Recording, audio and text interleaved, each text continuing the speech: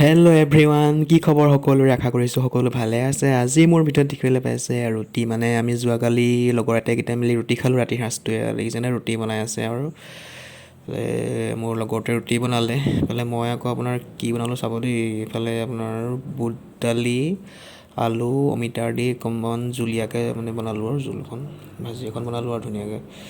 এয়া দেখি থাকোঁ দেই, লৰাই দিছোঁ, দেখিছেনে এয়া আলু, অমিতা আৰু বুট দাইল, অলপ পানী দিলোঁ আৰু জুলীয়া টাইপে খাইছোঁ মানে। আমি আঠটাই খাব লাগিবতো, জুৰিব লাগিব যে, সেইকাৰণে এনেদৰে বনালোঁ। তাৰপিছত আকৌ এইফালে বনাইছিলোঁ বন্ধাকবি, আলু, জলকীয়া দি পেলাই জ্বলা ভাজি, মানে লগত জ্বলা থাকিলে ভাল লাগে ন। জ্বলা ভাজি অলপ বনালোঁ।